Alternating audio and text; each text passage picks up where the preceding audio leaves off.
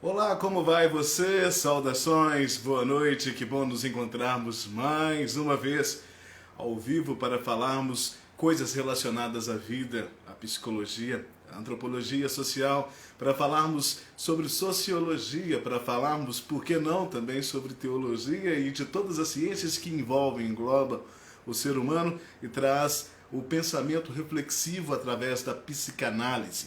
Eu sou o Anderson Clayton do Carmo, psicanalista clínico, e hoje vamos falar sobre vários assuntos muito importantes e interessantes para a nossa própria vida, tirando experiência e fazendo uma autorreflexão também. É dessa forma que nós crescemos, é dessa forma que nós vamos aí nos moldando e nos adaptando aos novos modal da sociedade. Tá? Então eu convido a você que a partir desse momento você possa convidar também os seus amigos para acompanhar junto conosco esse momento maravilhoso de pensamento sobre a vida, de pensamento reflexivo sobre os seres humanos. É assim que nós vamos aprendendo, afinal de contas, a vida é pedagógica, tudo é um aprendizado, tudo é uma melhora, tudo é uma transformação.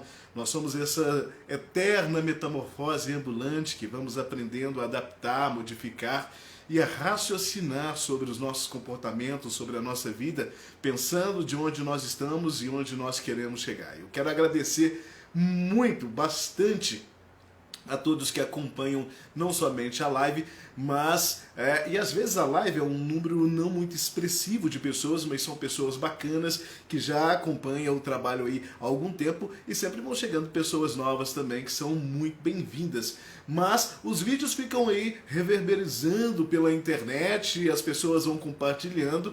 E é um número de acesso assim incrível durante a semana e isso é muito bacana, isso é a coroação do trabalho, é dessa forma que eu me sinto valorizado a partir do momento em que você tem um retorno, um feedback aí da participação das pessoas e de quanto que algumas coisas também ajudam as pessoas. Tá?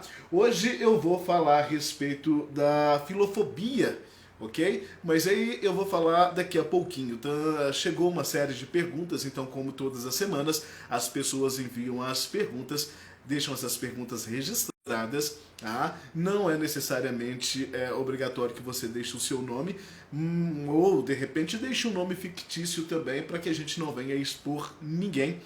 E a partir dessas perguntas, né, nós vamos fazendo essa análise, essa reflexão juntos, pensando a respeito, e durante essa nossa live, né, que eu espero que não seja tão prolongada como a live passada, porque na semana passada chegaram tantas perguntas, né, que eu perdi a noção totalmente do tempo. Mas foi muito válido, né, foi muito bacana também, porque nós falamos sobre muitas coisas. Mas hoje um pouquinho mais condensada, mas mais assertiva também, espero eu. E é claro que você também pode enviar a sua pergunta, pode participar conosco. E nem tudo eu tenho resposta, nem tudo eu vou saber te dizer, te explicar, mas o acolhimento é sempre o mesmo. E mais do que isso, a interatividade, é a participação dos dois lados, tá bom? Então vamos lá. A primeira pergunta que eu recebo hoje é a pergunta da Ana Clara de São Sebastião do Paraíso. Ô, Ana Clara, obrigado pelo carinho, tá? Obrigado por acompanhar o trabalho aí sempre. A Ana Clara de São Sebastião do Paraíso, ela pergunta, na verdade não é uma pergunta, é uma afirmação. Choro bastante e isso me faz bem. Comente, por favor, gosto muito do seu trabalho. Obrigado pelo carinho, tá, Ana Clara de São Sebastião do Paraíso. Choro bastante e isso me faz bem. Vamos lá, vamos comentar a respeito disso então. A questão do chorar-se, né? Dessa emotivação, ela pode ser vista por dois viés. De um lado positivo e de um lado negativo também. Então, pelo que eu percebo, Ana Clara, que após esse período dessas lágrimas, após esse período desse choro, após esse período de dor, de transbordamento, né? Você diz que você se sente bem. E aí, por qual razão você se sente bem? É porque, na verdade, as lágrimas, ela é um alívio da angústia. Então, todas as vezes que nós estamos entristecidos, angustiados, que nós estamos por um momento depressivo, por um momento de turbulência, a partir de um momento em que nós perdemos o controle das nossas emoções de alguma forma, então uma das manifestações que nós temos, que o próprio organismo tem, são as lágrimas. Ok? Então a lágrima, na verdade, ela é uma autodefesa daquilo que é um processo de dor. Então você diz que logo depois que você chora, e que você chora bastante, com muita frequência, acredito eu, você se sente bem, ou seja, você se sente aliviada. Então, isso na verdade é um escape que você está tendo, tá? Então, a partir do momento dessa sua angústia, a partir do momento dessa sua dor, você tem o escape do choro e isso te alivia. O problema Ana Clara, a frequência que você diz que você tem chorado. Não é problema nenhum chorar. Como diz o Roberto Frejá, quem disse que homem não chora? Roberto Frejá do Barão Vermelho, quem disse que homem não chora? Então todo mundo chora, todo mundo tem esse seu momento de extravasamento, todo mundo tem que colocar essa dor para fora de alguma forma. A partir do momento em que nós não colocamos essa dor, que nós não externamos essa dor, isso vira câncer. Isso vira angústia, isso vira depressão, isso vira dor, isso vira uma bomba armada dentro de você e que em algum momento da sua vida vai explodir. Então, na verdade, o que é o processo depressivo? É um processo, aquilo que é um acúmulo de dor e sofrimento por um longo período, por um espaço, por aquilo que nós não externamos, por aquilo que nós não resolvemos. Então, em um momento, isso vai explodir. Então é importante chorar, mas o mais importante do que chorar, né, Clara, é que você venha analisar qual é o processo dessa dor, o que tem te magoado, o que tem te feito chorar. E aí que é importante a terapia, aí é importante você procurar a ajuda de um profissional da saúde mental, para que você possa, de alguma forma, identificar essa dor. E mais do que identificar a dor, passar por um processo de transformação, de mudança e de cura também. Tá bom? Eu desejo você sorte e sucesso. E eu não vou dizer para você parar de chorar, nem chorar menos. Eu vou dizer para você procurar ajuda antes que isso passe além dos limites e você não tenha mais controle sobre tal. Um abraço, Ana Clara de São Sebastião do Paraíso. Por falarmos em abraço, vamos mandar um abraço para quem já está conosco também. Bruna Neto, beijo no seu coração, minha linda. Está lá em Fortaleza, nos acompanhando. O Lucas Horta, obrigado pelo carinho, Lucas. Israel, Salvador, Bahia, beijo no seu coração, meu irmão. Esse é meu irmão do coração. Israel sempre nos acompanhando, sempre dando aquela moral para nós aí nessas questões psicanalíticas da vida. Dani Souza, beijo no seu coração, minha linda. Obrigado pelo carinho de todos e vamos dando sequência aí na nossa live de hoje, é o nosso programinha de sexta-feira à noite, é o melhorzinho que está tendo. A Rosália da cidade de Unai, Minas Gerais, abraço para todos aí de Unai que está bem próximo de Brasília, né? Bem próximo ali, na divisa do estado, bem próximo de Brasília. E ela diz o seguinte: eu trabalho com muitas mulheres e o ambiente está pesado porque tem muita fofoca. Como lidar com isso? Ô Rosália, obrigado pelo carinho, então um abraço aí para todos de Unai. Eu não estou dizendo que as mulheres são fofoqueiras, é você que está dizendo isso. Brincadeiras à parte, Rosália, quem disse que o homem também não fofoca? Quem disse? E aí você está perguntando como lidar com isso, porque o ambiente está pesado, está cansativo, eu imagino, né?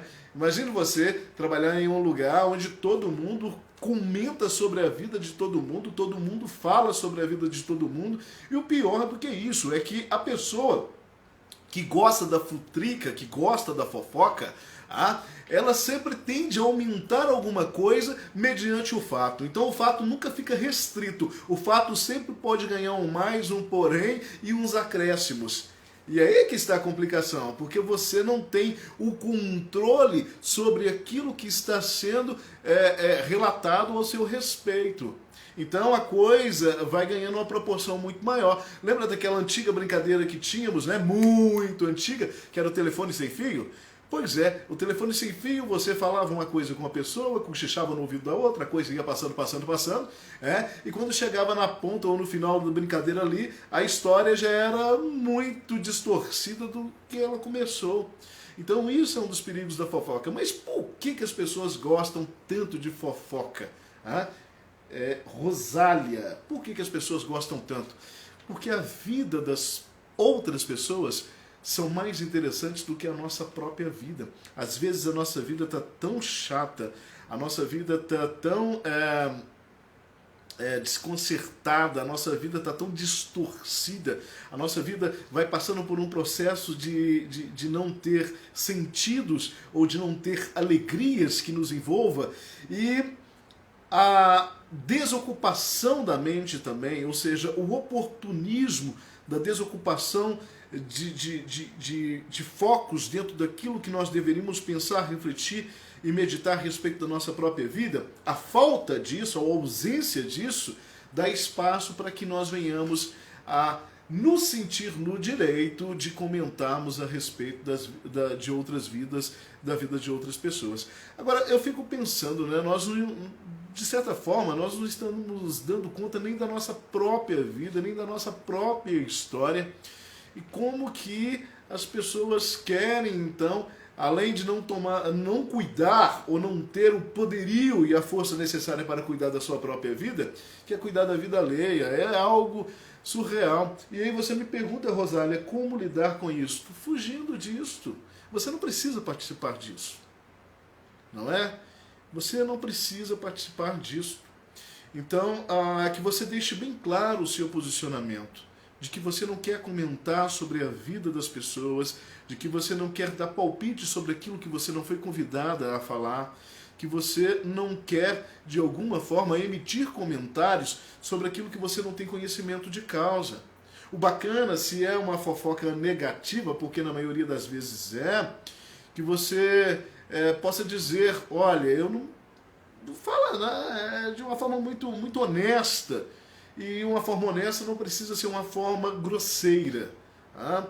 Então a gente não precisa misturar honestidade com grosseria. A gente não precisa desentender a clareza ou franqueza com falta de educação. Então que você possa dizer para essas pessoas que trazerem essas informações para você que não te importa esses fatos. Não te importa a conversa que está rolando sobre o outro.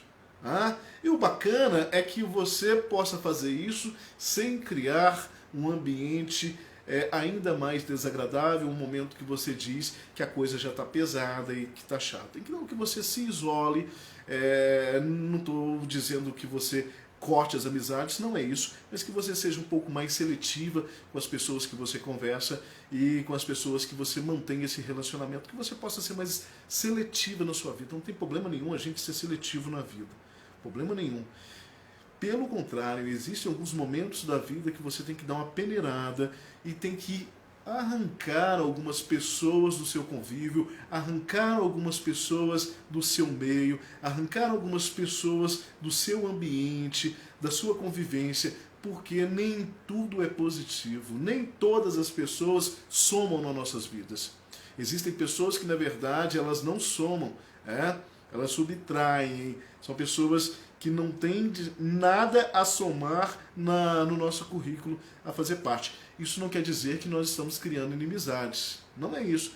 Amizade, conhecimento, coleguismo, esse aí você pode ter aos montes. Você pode conhecer 1 milhão de pessoas, você pode conversar com um monte de pessoas que você quiser, você pode rir, pode bater papo. Eu estou falando trazer para os seios da sua vida, fazer com que essas pessoas participem das suas escolhas, das suas decisões, do seu dia a dia. Então, que você possa ser mais seletiva nas suas amizades, mais seletiva com as pessoas que você fala, mais seletiva de alguma forma. Tá bom? Um abraço para você, Rosália. Espero que o ambiente aí melhore um pouco. Quem nos faz uma pergunta agora, tá? Uma participação, é o Augusto, da cidade de Monte Santo de Minas. Se não me engano, o Augusto já participou aqui outras vezes. Um abraço para você, obrigado pelo carinho, tá, Augusto? Ele diz o seguinte: me sinto às vezes muito deslocado na vida. Isso é personalidade ou problema psicológico? Então vamos lá, Augusto. Esse deslocamento na vida, isso é um processo momentâneo que todos nós passamos. Todo ser humano, em algum momento, ele vai se sentir deslocado, ele vai se sentir sem foco, ele sem objetividade, ele vai se sentir muito sem sentido na vida. Olha a conjugação de palavras, né? Ele vai se sentir muito sem sentido na vida. Por quê? Porque é o sentimento que traz esse deslocamento social. Muitas vezes esse deslocamento está ligado com o deslocamento social, tá, Augusto? Por quê? Porque você não se ambienta com qualquer grupo de pessoas, você não quer participar de eventos, você não quer participar muito das festividades, até mesmo dentro do seio familiar. Você não encontra pessoas com quem você consiga trocar as ideias ou que tenha afinidades dentro dessa linha de raciocínio que você também. Você, de repente, está sozinho, sem uma companheira, sem um laço amoroso. Você, de repente, não está achando sentido dentro da sua linha de profissão, dentro daquilo que você exerce como profissão ou como estudo. Então, esse conjunto de negatividades, isso a gente chama de deslocamento social. Deslocamento social vai dar essa sensação que você diz aqui, né? Me sinto deslocado, desfocado da vida, ou seja, eu estou meio sem rumo, eu estou meio sem saber o que fazer. E a sua pergunta vem nesse sentido. Isso é uma questão da sua personalidade ou é um problema psicológico? Para a gente identificar como uma patologia, como um problema psicológico, aí a coisa tem que ser mais aprofundada. Então, aí são os relatos que você vai trazer e não dá para te dizer assim, através de uma live, que isso possa ser uma patologia. De forma nenhuma, eu não posso ser liviano em estar dizendo isto. Seria um ato irresponsável da minha parte. No entanto, você pergunta também se isso faz parte da sua personalidade. De repente, sim. De repente, você não está encontrando afinidades na vida, você não está encontrando... Você não está conseguindo encontrar essa alegria necessária, essa paz necessária, aquilo que te faça sentir bem. Então, na verdade, hoje, muito interessante falando nisso, Augusto de Monte Santo de Minas, hoje à tarde eu estive com um senhor maravilhoso, não o conhecia, senhor José, já está aposentado, de uma alegria fantástica. E ele falou, não, eu tiro a sexta-feira que saio visitando todos os amigos, eu estava com um amigo em comum dele, um comerciante, e ele foi lá ver o amigo, né? E bateu um papo rapidinho, porque já estava indo para uma outra visita. Eu achei muito bacana o otimismo, a alegria de viver e o positivismo mediante as situações, né? Então, ele acabou se confessando que ficou há um tempo atrás, no ano passado, 20 dias na UTI, internado, decorrência de uma cirurgia que fez, e que isso trouxe para ele uma reflexão muito grande a respeito da sua própria vida. E o que ele está fazendo agora é celebrar a vida com as pessoas que ele gosta. Então ele tira todas as sextas-feiras para ele dar uma visita rápida a todas essas pessoas que ele considera importantes ou que traz paz e alegria para a sua própria vida. Eu achei de uma riqueza fantástica, muito bacana. Um abraço aí para o senhor José. Então eu vejo que é por esse caminho, Augusto. Às vezes você tem que trabalhar essa sua personalidade, porque a sua própria personalidade pode se tornar uma barreira para as outras pessoas. Ela é um pare para as outras pessoas. E isso impede com que as pessoas se acheguem até você. Isso impede que você crie vínculos, crie laços, crie novos relacionamentos, abra esse leque de amizades. Então, eu acredito que você também tem que se proporcionar a querer essa mudança de vida. Então, quando eu olho para esse seu relato aqui, de que você se sente muito deslocado na vida e que você já gera uma preocupação se isso não vem a ser um problema psicológico, Então eu vejo que você está buscando uma mudança e todo o processo de mudança, ele não é fácil, às vezes ele é doloroso e ele não é tão rápido assim. Mas o bacana é nós querermos, é você se permitir e você se abrir um pouco mais para vir descobrir esse novo. Tá? Me coloco à disposição para que nós venhamos a conversar aí de uma forma privada e quem sabe nós não encontramos aí algumas respostas. De qualquer forma, um abraço para você, obrigado pelo carinho, Augusto de Monte Santo de Minas. Um abraço aí para Fernanda, Josiane Fernanda, o Fernanda Josiane que está nos acompanhando, também a Terezinha Silva, um abraço para você, Terezinha. Diário da Carmen, um abraço para você, Diário da Carmen. Luciano Leite, um abraço para você, Luciano. Ok? Um abraço aí para todos que estão nos acompanhando ao vivo, para as pessoas que vão assistir a essa live em um momento oportuno também. O nosso abraço, nós estamos aqui falando sobre vida, psicologia, filosofia e relações sociais. Tá bom? Sejam todos bem-vindos. A pergunta que chega é a seguinte: a tristeza é um pecado ou uma virtude? Olha que interessante, que bacana essa pergunta, hein? A tristeza é um pecado ou uma virtude? Quem pergunta é a Noemi.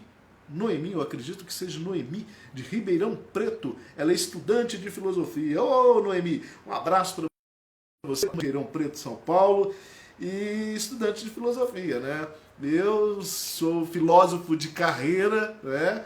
Então, eu trabalhei por muitos anos e trabalho até hoje, né, como professor de filosofia.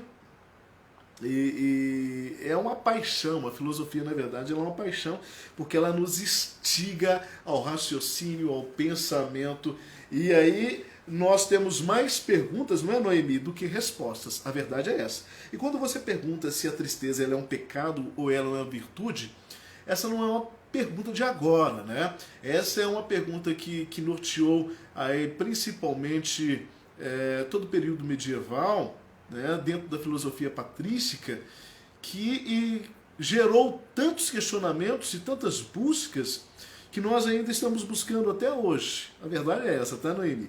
Mas vamos pensar a respeito.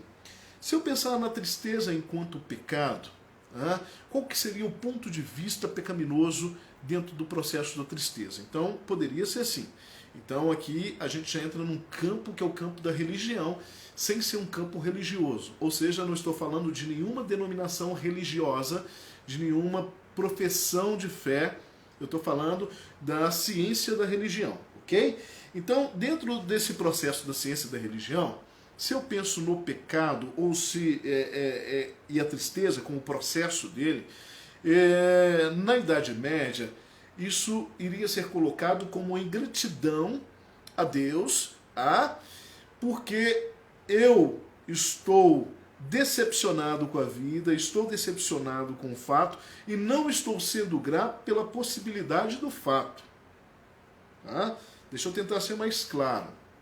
Por exemplo, o fim de um relacionamento amoroso, duas pessoas, acaba-se ali, tem um processo de tristeza.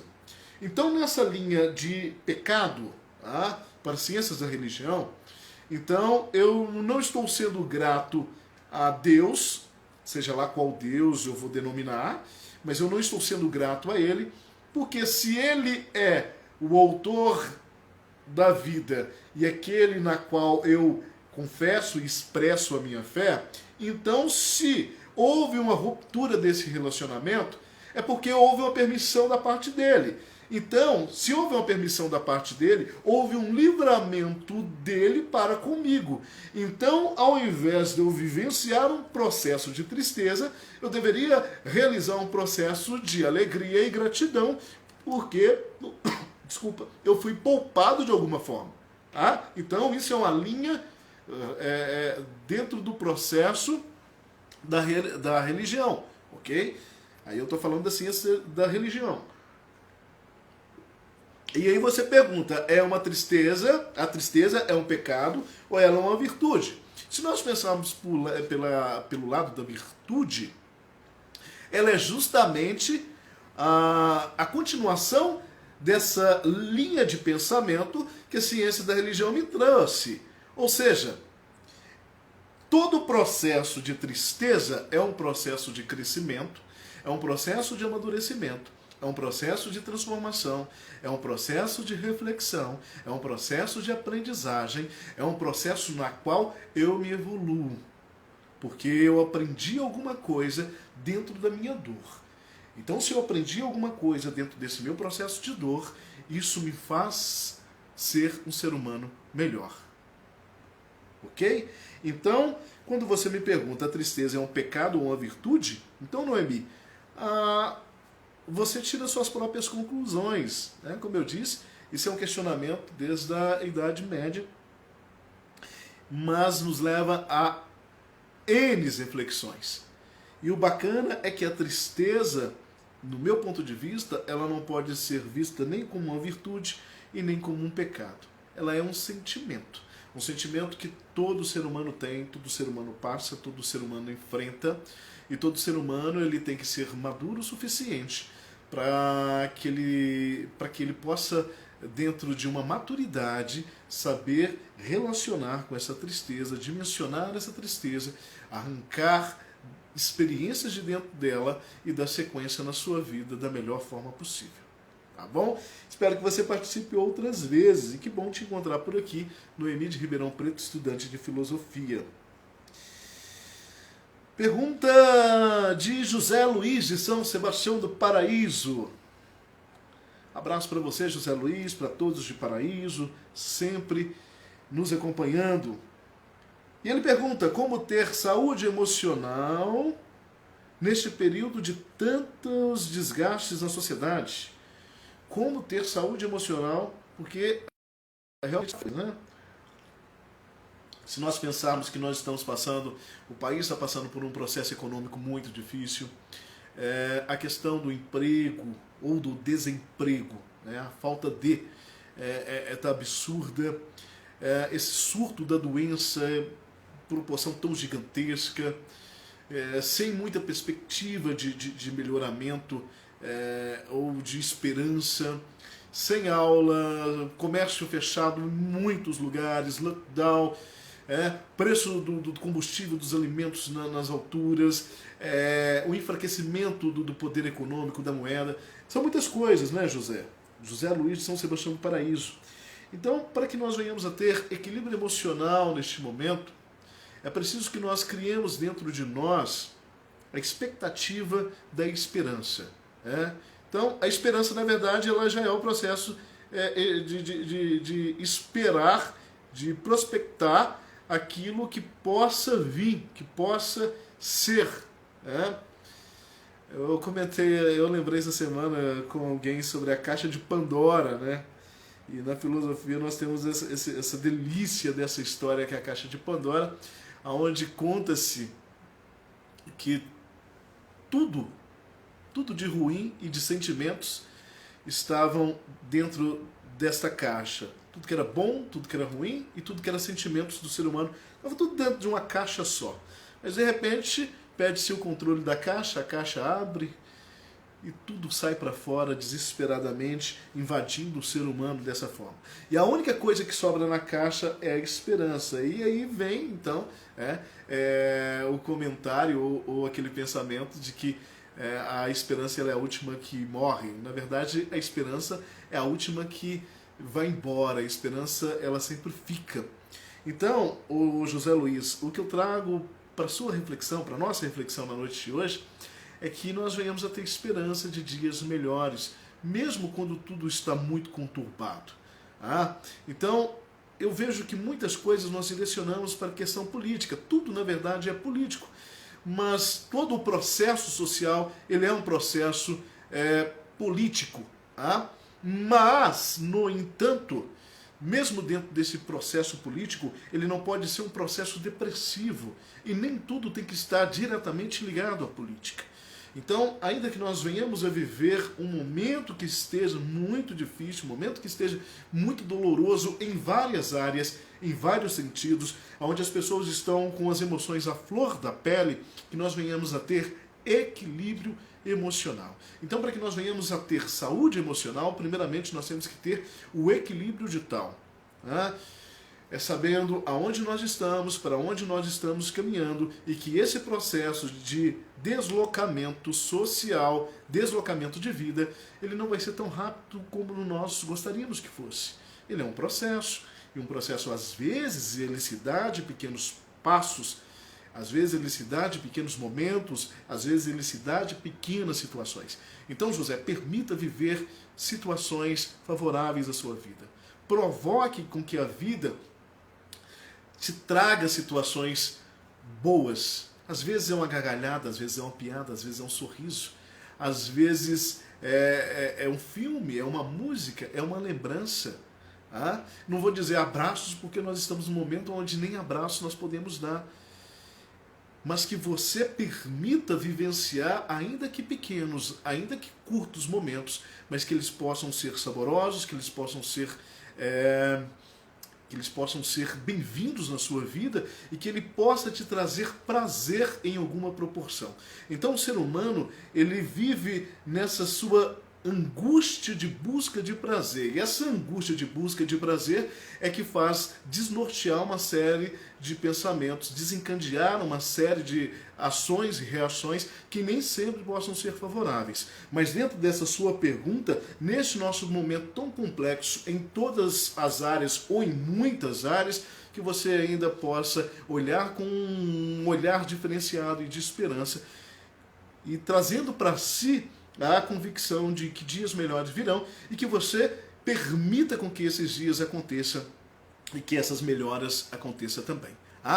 Daqui a pouquinho eu falei desde o início da live que nós iríamos falar sobre a filofobia. Daqui a pouquinho eu comento então a respeito, eu não posso esquecer. Olha, há alguém que pediu para não dizer o nome, a gente respeita, claro, vou chamar então de amiga de São Sebastião do Paraíso. Ela pergunta o seguinte, a pergunta que chega é: quais os processos para o perdão em uma traição no casamento? Complicado isso, né? Amiga, vou te chamar de amiga. Muito complicado. Por quê? Aí a gente tem que levantar os porquês. Eu não consigo perceber que uma traição ela nasça do de repente. Pelo contrário, a traição ela é um fruto do pensamento, um processo mental que foi alimentado e que foi, sim, desejado, e a partir do pensamento, do desejo, vem a consumação. Está entendendo que é um processo? Então ele nasce de um pensamento, o pensamento vira desejo e o desejo torna-se realidade. Então, do pensamento até a consumação, há uma permissividade. Há um momento em que esta pessoa diz sim para o seu pensamento, diz sim para a sua vontade e diz sim para a sua ação. Então não dá para se trair no de repente. Há todo um processo elaboral, todo um processo constituído para que essa traição aconteça. E a traição, eu vejo que ela não acontece só dentro do relacionamento, ela acontece primeiramente com o indivíduo que está se permitindo. A primeira pessoa na qual está sendo traída é a própria pessoa. Porque o que ela está buscando dentro dessa traição, dentro dessa relação extraconjugal? Ela está buscando prazer, ela está buscando satisfação sexual, ela está buscando carinho, afetividade, ela está buscando uma aventura, ela está buscando uma reafirmação enquanto ser. Então, dentro do processo da traição, existe muito essa questão da reafirmação pessoal, tanto do homem quanto da mulher. Olha, eu ainda tenho um poder de sedução, eu ainda consigo conquistar, eu ainda gero desejo, eu ainda provoco a sedução, eu ainda sou atraente. Então passa a ser uma reafirmação do próprio indivíduo. Olha como a coisa vai se abrindo. Então esse indivíduo está tão perdido e sem a definição para ele mesmo que ele precisa se reafirmar de alguma forma. E é lógico que o ser humano ele vai se reafirmando de várias formas ou tentando buscar essa reafirmação de várias formas na sociedade. Mas uma delas é a traição também. E aqui você me pergunta quais os processos. Então os processos eu acredito que eu já te passei, né? de uma forma muito simples, mas já te passei a questão dos processos. E agora você me pergunta como perdoar, como criar essa ideia do perdão dentro da traição, e aqui você está falando de um casamento. Tá? E aí, eu não posso te dizer o que você deve fazer, eu não posso ser leviano para dizer, olha, faça isso, eu não posso ser tão irresponsável assim. Isso é uma decisão muito particular sua e não das outras pessoas também. Isso vai partir muito do que você traz no coração, da sua sensibilidade mediante esta outra pessoa, da intensidade dessa dor, tá? Que é uma dor que ela vai reverberar dentro de você por muito tempo, se é que um dia ela cabe. Tá? Por quê? Porque passa por um processo de humilhação, passa por um constrangimento, passa por uma negação da existência do amor, da cumplicidade, da relatividade interpessoal deste casal, desta família. Você acaba envolvendo outras pessoas, acaba envolvendo as duas famílias dos dois lados também. Então é um processo muito amplo. E esse perdão, ele é necessário para que você tenha saúde emocional. Tá? Aí de repente você me diz, mas como assim? É tão complicado. Eu não estou dizendo que é fácil. Eu sei que realmente é muito complicado e deva ser muito dolorido diante dos casos que a gente acompanha aí. Às vezes casos de muitos anos, a dor está persistente ali. Então, o perdão não é somente você deixar a questão de lado e trazer ela à tona em momentos oportunos. O que acontece muito. Tá? Então você dá uma sequência ali no relacionamento, você perdoa de certa forma, mas não foi aquele perdão, o perdão na sua essência. Tá? O perdão na sua essência verdadeira. Não foi, porque na primeira oportunidade o assunto vem à tona. Na primeira oportunidade joga-se na cara. Na primeira oportunidade cria-se todo um contexto de confusão relacional entre o casal, pelo fato que já estava no passado. Então, o que eu trago para você é que você faça a sua reflexão. Agora é um momento de cabeça quente, um momento de dor, um momento de choro, um momento de pranto, um momento de angústia. E tem que se viver tudo isto. Tem que se passar por tudo isto. E se você der sequência nesse casamento, que possa haver essa maturidade dentro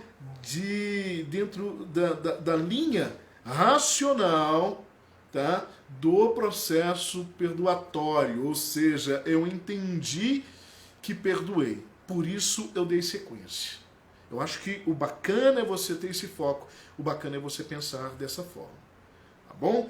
E os meus contatos estão aí nas redes sociais, eu estou à disposição para te ajudar, para conversar um pouco mais em um momento oportuno, para te ajudar nesse processo. Eu acho que é um momento que você tem que buscar ajuda. E é o que você está fazendo, de certa forma, buscando ajuda, porque não é fácil sozinho.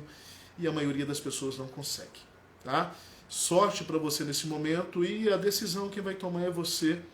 Você sabe o que é melhor para a sua vida. De repente, nesse momento, não. Porque a decepção é tão grande e que você possa buscar esse equilíbrio nesse momento. Tá? Porque em momentos trágicos, e esse é um momento trágico, nós tendemos a nos desequilibrar, a perder muito a noção e a razão e a racionalidade. E a vida, ela segue. A vida, ela busca o seu próprio sentido, ela busca a sua própria saída, ela busca... O que não dá é para viver frustrado, o que não dá é para viver com dor. Isso é que não dá. Não adianta manter um relacionamento, um casamento, um namoro, o que seja. Não adianta manter isto somente pelo fato de manter. Nós estamos aqui para ser felizes, é para buscar essa paz, é para buscar essa felicidade, é para termos alegria dentro desse nosso curto espaço de tempo, nesse campo astral aqui chamado vida. Então, a gente tem que saber administrar muito bem isso. Deixa eu mandar uns abraços aqui, tem muita gente chegando aí. Deixa eu mandar uns abraços aqui então. Rosângela Polaco, obrigado pelo carinho. Robson Ferreira, obrigado. Daniela Souza, boa noite para você, querida. O Zezão tá aí também. Ô, Zezão, um abraço. Zezão me deu trabalho demais na escola, tá aí agora comigo. Elis Rabelo, obrigado, Elis. O Levi Cirqueira Soares, lá de Belo Horizonte, um beijo no coração, meu queridão, tá? Iora Oliveira, eu acredito que seja. Obrigado, boa noite, professor, boa noite para você também. Tiago Rodrigues de Almeida, acredito, um abraço e todo mundo que está nos acompanhando aí e que vai assistir essa nossa live depois, em momento oportuno, que vai ficar aí circulando nas redes sociais, como acontece toda semana. E na última nós tivemos muito acesso. Eu só tenho a agradecer a vocês aí pelo carinho, tá? Então tem gente que pega e manda para outra, e isso é muito legal. E vai nos mandando as perguntas também. Vamos lá, eu quero falar agora um pouquinho sobre a filofobia. Tá? De repente você nunca ouviu falar essa palavra, não é um palavrão. Filofobia, então filo vem de filos, que é amor, e fobia vem de dor, de trauma, de angústia. Então vamos lá. Então a junção de amor e dor combina? A junção de amor e fobia, né? Porque a ideia que nós trazemos de fobia já é uma ideia de tristeza, de dor. E é justamente isto. Dor ao amor, negatividade ao amor. Então a filofobia ela é um fenômeno que acontece a partir do momento em que uma pessoa tem medo de amar.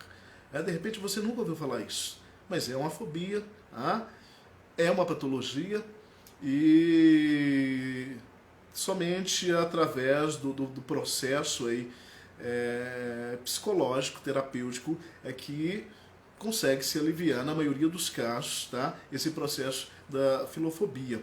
Então vamos lá, vamos pensar um pouquinho nessa filofobia. É o medo do relacionamento. É o medo do amor, é o medo de criar um comprometimento com a outra pessoa, de criar um vínculo, um ato relacional com a outra pessoa, é o medo de assumir uma outra pessoa, e isso está muito ligado às dores e os traumas, ok? Então, mediante as circunstâncias da vida, nós vamos apaixonando, vamos nos decepcionando, vamos deixando algumas pessoas no caminho, algumas histórias vão ficando para trás, vamos buscando outros afetos, outras afetividades, até que um dia nós encontramos alguém bacana e nós queremos nos relacionar com aquela pessoa. Isso é o processo da vida. E está todo mundo nessa busca. Quem já encontrou, bingo, felicidades. Quem não, está dentro do processo. A negatividade desse processo, ela está dentro da angústia que nós iremos chamar eu não vou chamar nem de angústia, eu vou chamar de trauma, né? É o trauma de se encontrar alguém, o trauma de se relacionar com alguém, o trauma de querer ter alguém, de se apaixonar por alguém.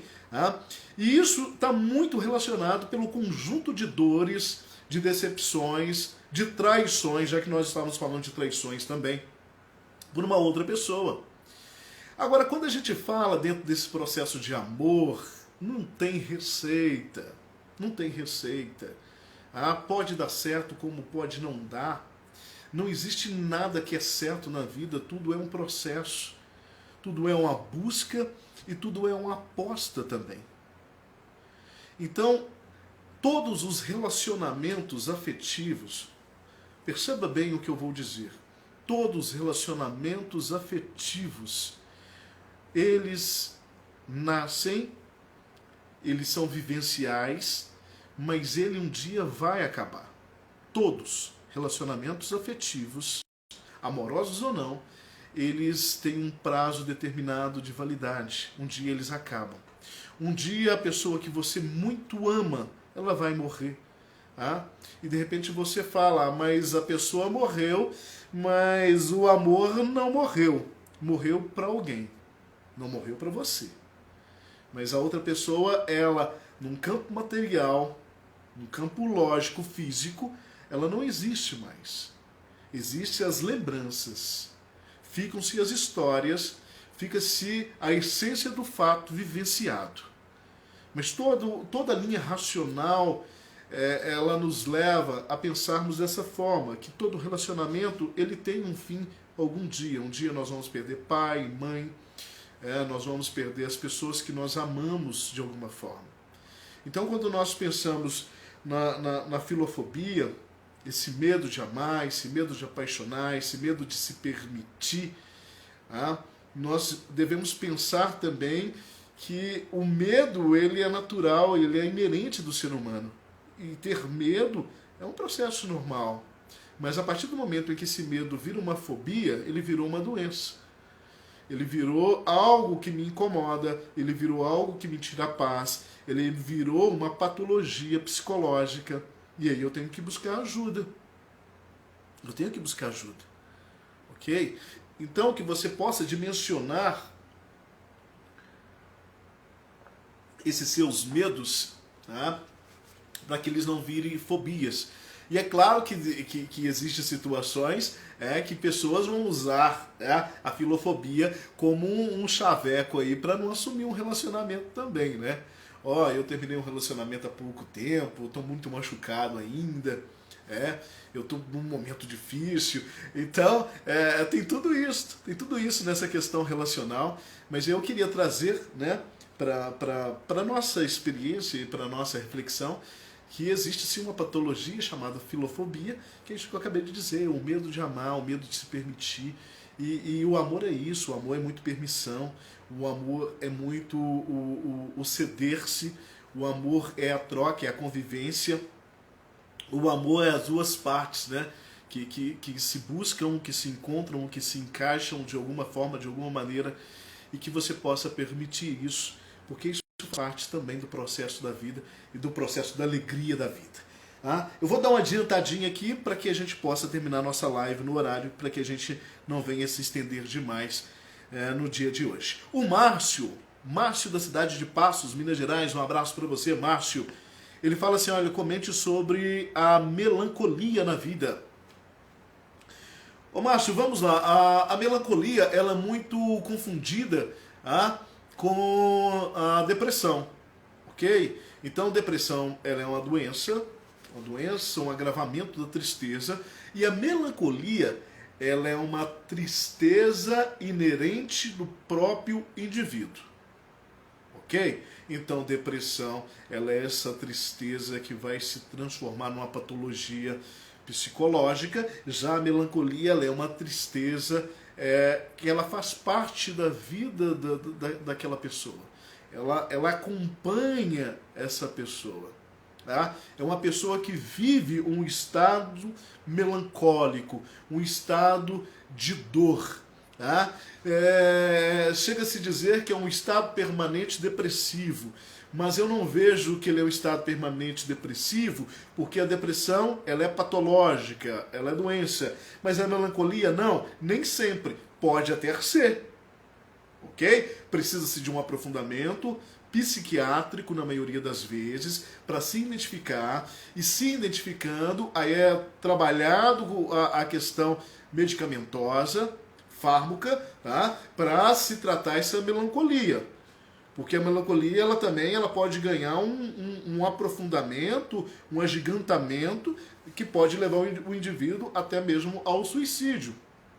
Mas, romantizando a melancolia, você vai ter vários filósofos, pensadores, poetas, músicos, escritores, você vai ter várias pessoas aí na história da humanidade que eram pessoas melancólicas e que produziam muito, mas eram pessoas que eram fechadas para a vida, fechadas para o mundo, fechadas para relações e viviam um estado de tristeza. Então a melancolia, Márcio, ela é esse estado, não um estado momentâneo. Hoje eu estou triste, hoje eu vou chorar.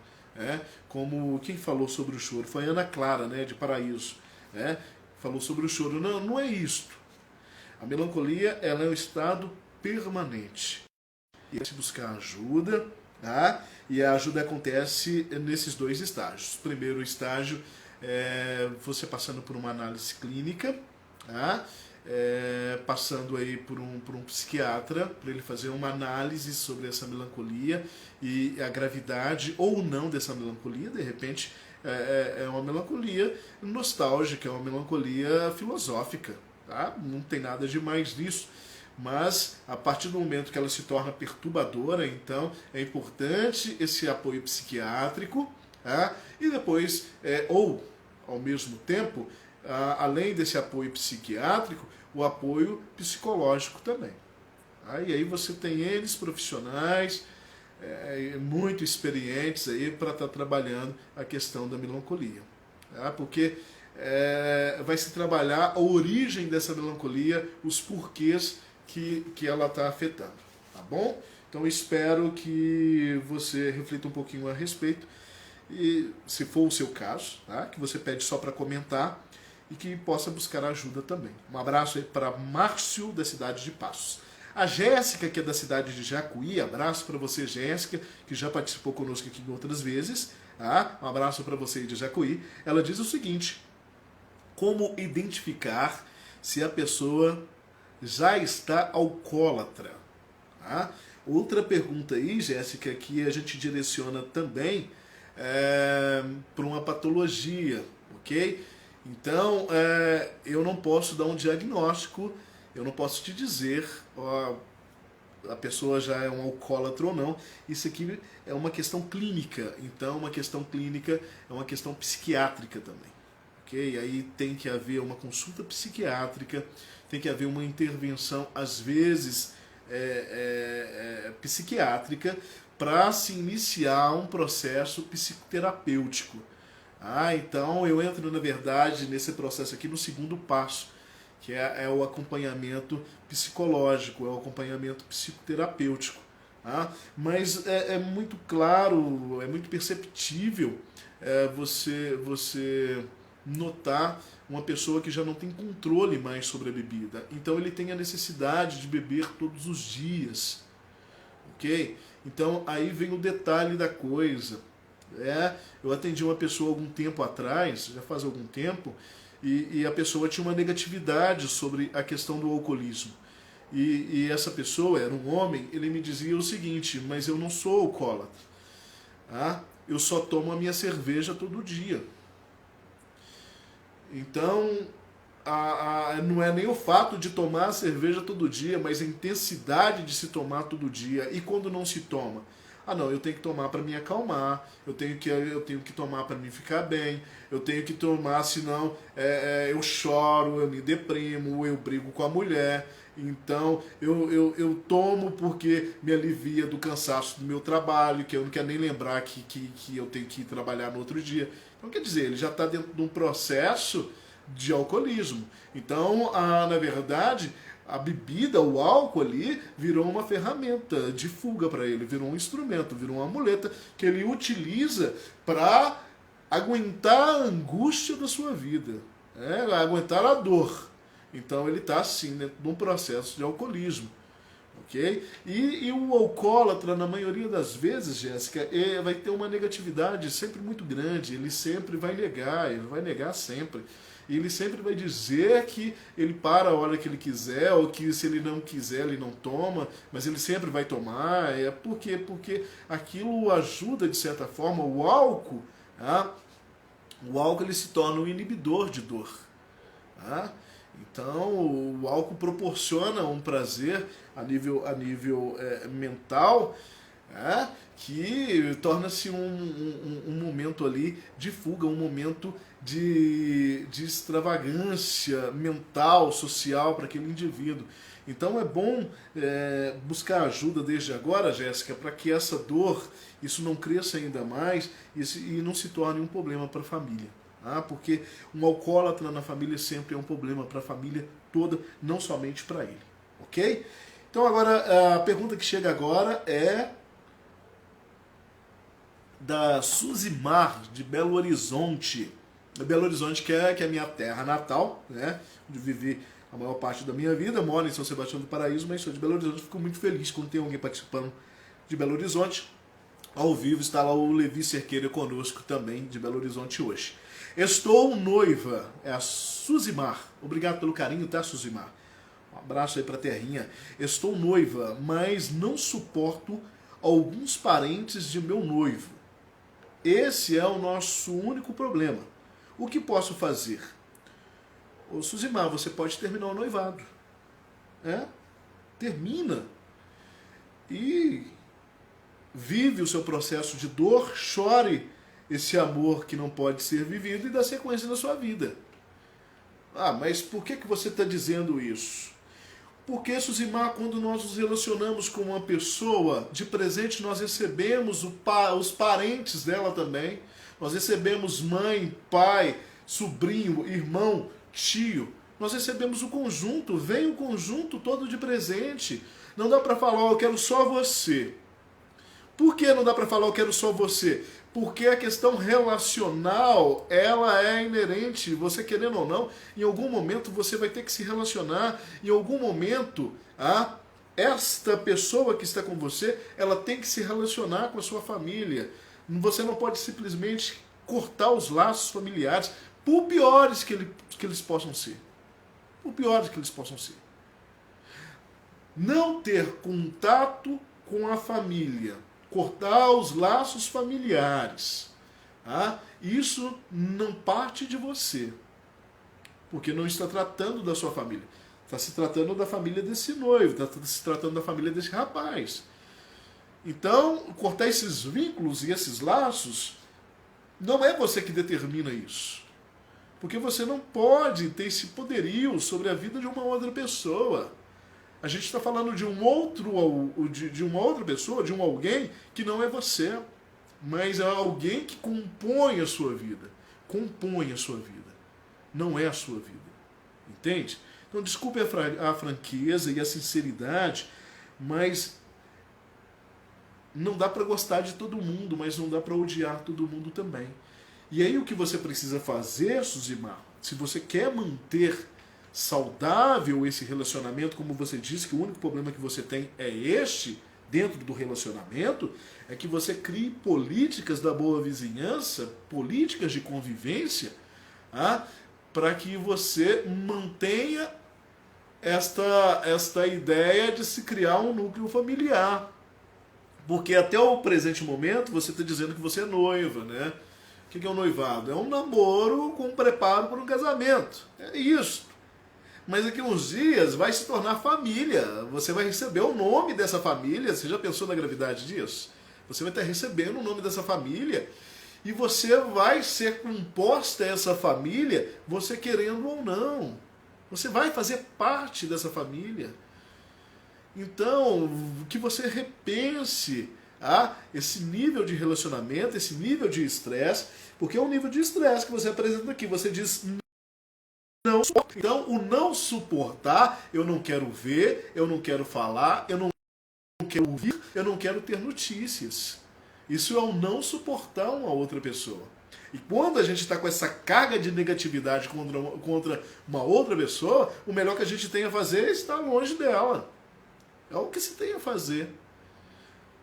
Agora, reveja algumas questões, perdoe alguns fatos, né? Então, eu acredito que dentro dessa sua história aqui, Suzimar, deve ter dor, deve ter decepções, deve ter tido momentos de atritos, que você possa ter um coração perdoador, que você possa relevar alguns fatos que aconteceram, que você possa pedir desculpas se for o caso, por que não? Por que não pedir desculpas? Por que não falar, olha, aconteceu isso, não foi bacana, não foi legal, até hoje a gente não se deu bem, mas vamos tentar construir alguma coisa daqui? Não precisa morrer de amor, Suzimar, não precisa disso. Mas que tenha-se respeito, ok? Não precisa estar na casa deles e eles na sua, não precisa dar presentes, não precisa passar o Natal junto, mas que se tenha respeito. Porque a partir do momento que você casar, você vai se tornar parte da família também. E não dá para você assumir uma família de cara, já não suportando essa família. Tá bom? Reflita sobre isso, reflita sobre o seu posicionamento. Não espera do outro, não espera melhor. Eu vou esperar fulano que tem que melhorar, fulano que está errado. Não espera, isso vai gerar mais conflito, isso vai gerar mais desgastes. Reflita sobre você, sobre o seu comportamento, sobre o seu ponto de vista e sobre o seu papel dentro dessa relação com essa família. Deixa eu correr, vamos só mais 5 minutinhos aí, senão fica longo demais, extenso demais e fica cansativo, né? A Márcia de São Sebastião do Paraíso, obrigado Márcia pelo carinho, obrigado por estar junto conosco. Ela diz o seguinte, ela pergunta: meus pais são idosos e nesse período pandêmico não estou conseguindo ter muita paciência e por isso me sinto culpada. Posso ter depressão por não lidar com a pressão? Então, a partir do momento que você pergunta se você pode ter depressão por não estar conseguindo lidar com a pressão, Márcia, eu já entendo, é uma leitura que eu faço, não é uma afirmação, é só uma leitura, eu já entendo que você já está entrando por um processo depressivo. Por quê? Porque aqui você está falando que está passando um momento difícil. Esses pais não podem sair de casa, esses pais não podem receber visitas, não podem ter as suas vidas ativas como tinham até então, eles não podem ter uma vida social, e aqui você não fala se esses pais necessitam de cuidados específicos de saúde ou não, e que você não tem paciência. Então, quer dizer, a paciência já está no limite. E quando a paciência está no limite, às vezes a gente fala o que não deve, às vezes a gente comporta mal, às vezes a gente dá más respostas, às vezes a gente é ignorante. Não é verdade? Às vezes a gente fala alto, olha o perigo da coisa, olha a gravidade que a coisa... E aqui a gente está falando de idosos, pessoas sensíveis, pessoas que voltam à infância, Por quê? Porque precisam de cuidados, precisam de carinho, precisam de atenção. E aqui você está dizendo que não é fácil. Eu acredito perfeitamente que realmente não deva ser fácil. Mas quando você fala que vem uma pressão e que você está comendo a depressão, você já está dentro de um processo depressivo. E aí você tem que buscar ajuda. Opa, o primeiro passo, você identificou, você mandou sua pergunta, bacana, Esse já é o primeiro passo. Mas agora vamos dar sequência nisso, Márcia? Procurar um psicólogo, um psicoterapeuta, um psicanalista, vamos procurar ajuda? Vamos refletir sobre a relação com esses pais também, que estão num momento delicado da vida, são idosos, terceira idade, e tem que se ter todo o carinho, tem que se ter toda a atenção, porque são frágeis sentimentalmente também, são frágeis psicologicamente também. Você não tem noção, Márcia, do número de pessoas da terceira idade que nesse momento de pandemia está vivendo uma depressão, está dentro de um processo depressivo. É gigantesco, é avassalador. Então, às vezes, essa pressão ela não acontece só por o seu lado, ela acontece com o outro lado também. E aí o interessante é quando nós nos colocamos no lugar do outro, e porque só a partir da visão do outro é que nós temos a sensibilidade de tentar entender o que o outro está passando também. Então, paciência nesse momento, busca ajuda para cuidar desses pais, pessoas de confiança, sem aglomeração, sem muito contágio físico, mas pessoas da sua confiança, um cuidador, de repente, uma cuidadora, uma enfermeira, que possa nesse momento, alguém de confiança da família, te ajudar nesse processo, que eu acredito que não deva estar sendo fácil para você e que você busque ajuda psicológica também. Sucesso aí para você, Márcia, de São Sebastião do Paraíso. O Anthony, também de Paraíso, obrigado pelo carinho. O Anthony, ele fala, comente um pouquinho sobre o luto. Anthony, o luto é o processo da dor, é o processo da perda, é o processo do rompimento. O que é o luto? O luto rompeu-se. Rompeu-se, criou então um processo de uma dor avassaladora, um processo de ruptura dentro da questão relacional, um processo de conhecimento, entendimento, reflexão daquilo que eu não tenho mais, e é um momento de angústia, é um momento então na qual eu já não sou o mesmo, eu estou vivenciando a minha dor. O ato de vivenciar essa dor pela ruptura, pela perda, isto é o luto. Então o luto ele não acontece só na morte, ele acontece em todos os processos de perda, que cria-se uma ruptura muito grande dentro dos sentimentos do indivíduo. E é importante vivenciar o luto, é importante se chorar, é importante se trabalhar esse luto, porque ele pode ganhar uma proporção muito maior quando não se é trabalhado. E outro dia eu comentei a respeito disso aqui, Anthony, que nesse momento de pandemia, onde tantas pessoas estão morrendo por Covid, os seus parentes não estão podendo velar esses corpos, não estão podendo vivenciar esse luto dentro da sua dimensão que ele precisa psicologicamente para viver. E nós temos aí, a partir desses fatos, nós temos aí também novos agravamentos dentro do processo psicológico também. Muita dor que não está sendo vivida. E a dor ela tem que ser vivida em alguma dimensão, em algum momento também. Ok? Espero poder ter te dado uma noção, Anthony, e qualquer outro dia a gente fala um pouquinho mais extenso, um pouquinho mais aprofundado sobre a questão do luto, tá bom? Obrigado aí pelo carinho. Por falar em carinho, deixa eu mandar um abraço antes da gente terminar aqui, né? Tá para terminar, mas aí vai chegando pergunta. Libório, Fabiano Libório deve ser, um abraço para você. Artigula também está conosco, o Varce Oliveira, Anderson JS Paraíso conosco também. Quem também está conosco é Renato Garcia e o Anderson JS Paraíso. Fala aí o Anderson, aqui sou eu. O Fininho, seu ex-aluno do Paraíso. O Fininho! Um abraço para você, Fininho. Fininho é gente finíssima, Por isso que o nome dele é Fininho, que é gente finíssima. Obrigado pelo carinho, viu? Fininho. Jamais vou te chamar de Anderson, você vai ser Fininho pro resto da vida. Um abraço, viu? Muitos ex-alunos aí acompanhando, isso é muito bacana. A Berenice. Então só mais duas perguntas, gente. Vamos lá, porque senão a gente fica nessa live aqui até amanhã. A Berenice, da cidade de Franca. Franca sempre participando conosco, né? Um abraço, viu, Berenice? Obrigado pelo carinho. Ela pergunta o seguinte: como lidar com pessoas arrogantes? Difícil, né, Berenice? Difícil. Por quê? A pessoa arrogante é aquela pessoa que se coloca num patamar acima do outro. Um patamar intelectual, um patamar social, um patamar financeiro, um patamar de grau de beleza. Ela acredita que é mais bela, é mais bonito, é mais poderoso, é mais charmoso, mais charmosa, tem mais dinheiro, tem mais grana, tem mais poder, tem mais influência, tem mais contato.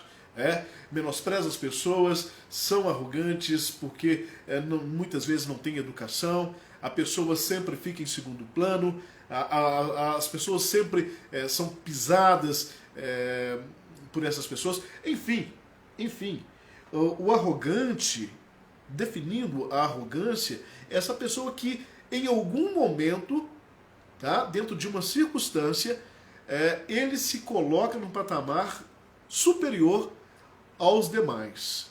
E por ele se colocar nesse patamar superior, ele quer tomar decisões, ou ele emite tratamentos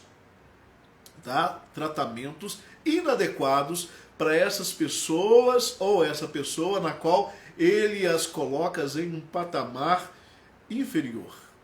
Ok? Então, a arrogância, ela é um processo deturpador do próprio indivíduo.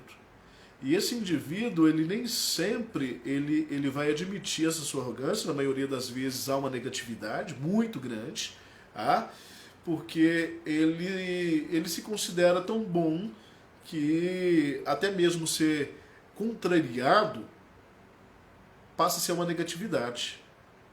Ok? Então o arrogante, ele sempre vai querer estar sobressaindo as outras pessoas. E o problema do arrogante é que ele precisa de ferramentas para que ele se mantenha num patamar acima. Ok? Ele sempre precisa de ferramentas. Então ele vai precisar de um carro novo, de um carro mais bonito, ele vai precisar assumir um cargo de liderança, ele vai precisar dizer quem manda sou eu, ele vai precisar ter sempre, ou ela, uma roupa mais bonita, essa pessoa sempre vai querer contar histórias vantajosas. Ah, então o arrogante é uma pessoa que precisa desses argumentos para que ele se identifique como tal. Olha o vazio de uma pessoa desta. Então, na verdade, o Berenice de Franca, as pessoas arrogantes são pessoas solitárias, sozinhas, são pessoas menosprezadas, às vezes mantêm um vínculo de relacionamento ali, um vínculo de amizades meio que fictício, e às vezes essas amizades são por interesses, ou por imposições, porque o arrogante, na maioria das vezes, ele tem um poder de persuasão, ele tem um poder de liderança, ele tem um poder decisório.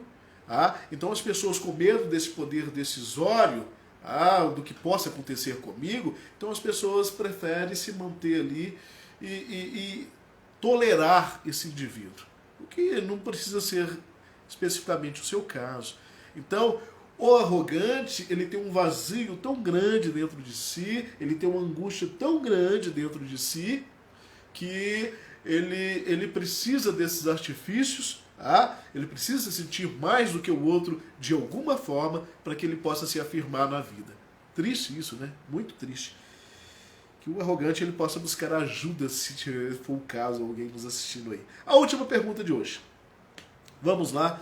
É a Pamela de Maceió, Alagoas. Ô Pamela, um abraço para você. Sua cidade é maravilhosa. Suas praias são maravilhosas. Maceió, Alagoas. Quero voltar aí, Pamela. Um abraço, tá? E Maceió, que tem assim psicólogos, psicanalistas fantásticos, pessoas maravilhosas, muito estudiosas aí dentro da psicologia. Fantástico. A Pamela diz o seguinte: comente um pouquinho sobre a cannabis sativa como uso recreativo. Opa, fechando forte aqui, né, Pamela? Uma pergunta forte. O seguinte, houve muito comentário essa semana que o México ele está num período de discussão política e social. Talvez venha daí a pergunta, né, Pamela? Então, durante essa semana foi falado muito a respeito disso, que o México ele está nessa análise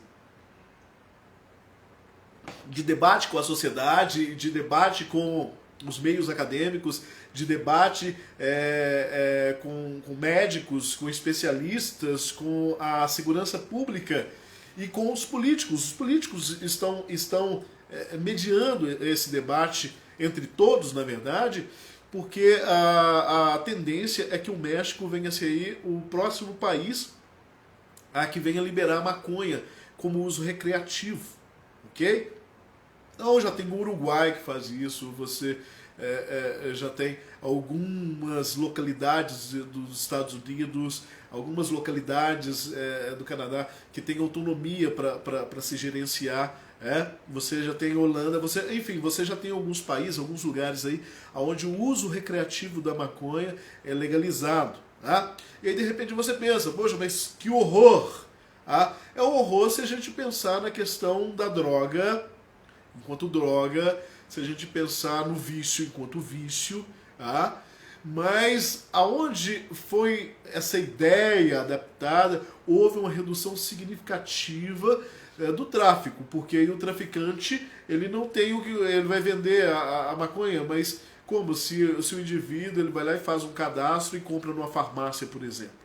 Não faz sentido a pessoa mais correr o risco de vida, a pessoa viciada, correr o risco de vida para ir comprar essa droga, porque ele pode comprar de uma forma legal e eu acredito que tem um espaço reservado onde se faça o uso. E quando se fala de cannabis sativa, de maconha, a experiência de consultório que eu tenho, são 2 anos trabalhando como voluntário na casa de recuperação de viciados em droga. Então, toda droga, gente, todas, ela tem o seu poder de destruição. Todas. Não tem uma droga que passa lisa na vida. Não tem nenhuma. Tá? Todas têm um poder destrutivo. Todas. Ok? Mas entre todas, a maconha está entre uma das que o efeito é muito menor. Porque ela tem um efeito calmante, relaxante e inibidor da dor também. Ok? Então, por isso que você tem aí algumas localidades, Pamela, que estão pensando nessa possibilidade. Aqui já se discutiu, mas no Brasil depois parou com a discussão. Você tem alguns movimentos que discutem. Quem defende muito essa ideia da liberação da questão da maconha é o ex-presidente Fernando Henrique Cardoso, que tem um debate sério a respeito disso. Então aqui eu não estou defendendo usar a droga, não é isso, né? De forma nenhuma, não é essa a defesa. Eu sou a favor de que coloque o debate a questão como se está fazendo no México. Né? Então a ideia do México toda a comunidade está se discutindo. Por quê? Porque o tráfico é gigantesco, morre-se montes, uma guerra que não acaba, muito parecido com o problema de droga que nós temos aqui no Brasil. Não é? Então a solução que eles estão encontrando é a legalização, de uma forma política, de uma forma de combate social, de uma forma dentro dos princípios da lei, com regras, para que isso aconteça para uso recreativo. Tá? E aí não venha me perguntar como vai ser esse uso recreativo, que eu não tenho a mínima noção, eu não tenho a mínima ideia. Ok? Mas eu acho que o importante é se discutir. Não é pegar o problema, jogar debaixo do tapete e fingir que ele não existe. É que se traga a discussão. Tá aí. Um abraço para você, Pamela, de Maceió, Alagoas. E qualquer hora, se Deus quiser, eu volto em Maceió, que eu quero muito. Deixou muita saudade. Gente, eu agradeço todo mundo pelo carinho. Eu agradeço todos que acompanharam aí a nossa live. A todo mundo que participou, a todo mundo que mandou perguntas, a todo mundo que teve a paciência de ficar aí desde o início até agora. E eu espero que nós nos encontremos aqui na próxima sexta-feira. Sinta-se à vontade em pegar depois esse vídeo que vai ficar em algum local aí das redes sociais e passar para alguém que você tenha interesse e fazer os seus comentários também e já enviar as próximas perguntas também, para que na próxima sexta-feira, permitindo Deus, nós possamos estar aqui nesse nosso encontro bacana, que está sendo muito legal. Então só tenho a agradecer a você pelo carinho de sempre. Tá? Valeu demais, como eu sempre digo, eu não tenho respostas para tudo, o que a gente tem é um pouco de curiosidade, estudo referentes aí às questões psicológicas, psicanalíticas, filosóficas, sociais da vida. E dentro disso nós vamos aí buscando melhorar, crescer e nos adaptar dentro daquilo que é a nossa própria vida, é a nossa própria história. Ninguém está pronto, nós estamos em construção, nós somos seres inacabados e nós vamos errar muito ainda, mas podemos acertar bastante também. E o objetivo do ser humano é caminhar para essa felicidade, é ser feliz. Eu não consigo ter a dimensão de que Deus fez ou nos fez para que a gente viesse a ser seres infelizes. Não, eu acho que a vida existe muita possibilidade e que você venha buscar a sua. Existe uma possibilidade, diante de várias. Que você encontre pelo menos uma para que você possa ser feliz na vida. Tá bom? Quem precisar dos meus trabalhos enquanto terapeuta, os contatos estão aí, sempre num precinho bacana, um preço social, que é pra gente. É um projeto, isso é um projeto de bem-estar mental para a sociedade. Tá? Vai ser um prazer te atender, vai ser um prazer conversar com você, vai ser um prazer te ajudar de alguma forma. Então, boa noite para você, fiquem com Deus, aquele forte abraço sempre. Até a próxima!